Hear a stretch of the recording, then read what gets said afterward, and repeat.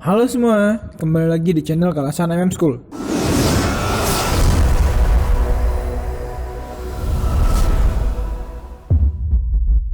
Apa kabar nih kalian semua?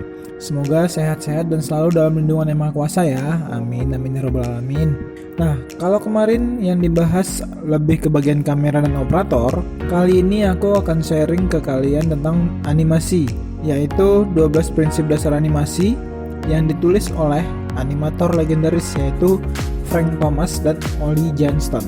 Tapi karena pembahasannya agak banyak dan panjang, jadi video ini akan dibagi jadi beberapa part ya. Oke, kita langsung aja ke pembahasan. Yang pertama ada squash and stretch. Ini adalah prinsip di mana objek animasi akan memanjang atau lebih datar untuk menekankan kecepatan, momentum, berat, dan massa. Berikut adalah bola memantul yang memiliki squash and stretch. Dan berikut ini tanpa squash and stretch. Lihat perbedaannya?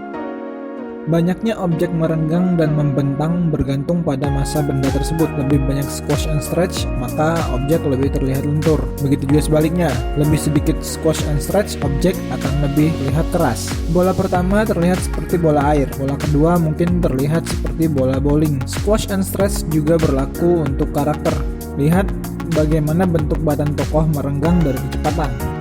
Pada saat dia akan turun ke bawah, kemudian bentuk badannya memipih setelah mendarat, sebelum akhirnya menetap dalam pose normal. Kita juga bisa menggunakan squash and stretch untuk melebihkan ekspresi wajah. Mari kita tambahkan squash and stretch pada wajah ini. Ketika matanya tertutup, wajahnya pun ikut memipih. Dan saat dia membuka kedua matanya dengan ekspresi ketidakpercayaan, wajahnya merenggang naik dan akhirnya tenang kembali normal. Lalu berikutnya ada anticipation. Berikut ini adalah ketika karakter bersiap untuk melakukan sebuah aksi untuk memberi petunjuk kepada penonton yang terjadi berikutnya. Selain itu juga untuk membuat aksi terlihat lebih realistis. Satu contoh adalah ketika karakter akan melompat. Sebelum melompat ke udara, dia harus bersiap dengan berjongkok untuk mengumpulkan tenaga seperti pegas yang tergulung sebelum akhirnya terlepas. Perhatikan ini. Karakter melompat tanpa anticipation. Hal ini terlihat sangat tidak realistis karena energi saat melompat tidak tahu didapat dari mana. Berikut ini adalah contoh lain, sebuah pukulan. Untuk menambahkan kekuatan pada pukulan dan untuk menyampaikan pada penonton bahwa dia akan memukul, dia membentangkan tangan ke belakang dan kemudian meninju. Sebaliknya, tidak adanya anticipation menghasilkan pukulan yang sangat lemah. Berikutnya yang ketiga yaitu staging. Staging adalah penyajian dari beberapa ide yang ditampilkan dengan sepenuhnya dan sangat jelas. Prinsip ini sangat luas karena di dalamnya mencakup banyak area di dalam animasi. Staging bisa untuk permainan acting, pemilihan waktu, posisi, dan sudut pengambilan gambar kamera. Saat kalian menganimasikan, kalian ingin mengendalikan secara penuh pandangan penonton. Pada dasarnya, kalian selalu ingin mengatakan lihat ini, lalu ini, dan lihat ini. Kontrol seperti ini dapat dicapai melalui staging. Semua elemen bekerja sama untuk memindahkan pandangan penonton di sekeliling layar. Berikut ini merupakan contoh staging yang buruk. Kedua karakter bersaing dalam kehadirannya di atas panggung. Kamera bisa melakukan beberapa hal dengan ini. Sangat penting untuk tahu kapan harus close up dan kapan harus jarak jauh. Jarak jauh sangat baik untuk menampilkan aksi yang besar. Saat close up sangat baik untuk menampilkan ekspresi. Jangan menempatkan aksi utama pada samping layar. Hal itu sebaiknya di tengah layar atau sepertiga layar. Jika tokoh utama menghadap sisi samping, di sana seharusnya terdapat ruang kosong lebih pada arah yang dia tuju, kecuali jika ada orang menyelinap di belakangnya. Dalam hal ini, dia bukan lagi tokoh utama dalam pengambilan adegan ini. Lalu yang keempat ada straight ahead and pose to pose. Istilah ini menggambarkan dua metode yang digunakan untuk menghidupkan gambar animasi.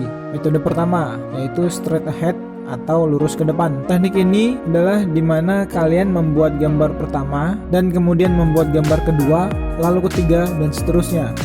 Hal ini yang menjadi dasar kalian untuk membuat animasi. Metode kedua yaitu pose to pose adalah di mana kalian menggambar bagian awal dan akhir pada setiap pose utama, kemudian kembali lagi untuk mengisi gambar di antara gambar sebelumnya. Pose to pose pada umumnya lebih baik untuk aksi kebanyakan karena memberikan lebih banyak pengaturan gerakan.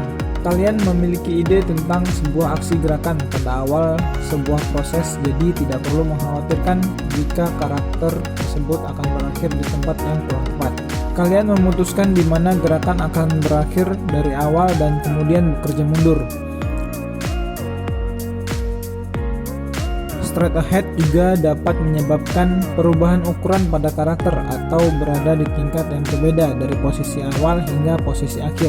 Pose to pose dapat menghemat banyak sekali pekerjaan. Jika kalian menganimasikan seluruh urutan dengan straight ahead dan kemudian menyadari bahwa terdapat kesalahan pada satu pose, maka kalian harus mengubah beberapa gambar untuk memperbaikinya.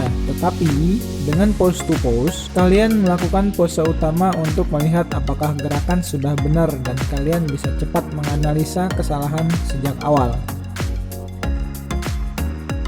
Oke, mungkin cukup sekian untuk part ini. Kita akan melanjutkan prinsip dasar lainnya di part berikutnya. Jangan lupa like, comment, share, subscribe, dan nyalakan loncengnya supaya kalian nggak ketinggalan jika ada video-video baru. Sampai jumpa di video selanjutnya. Bye-bye.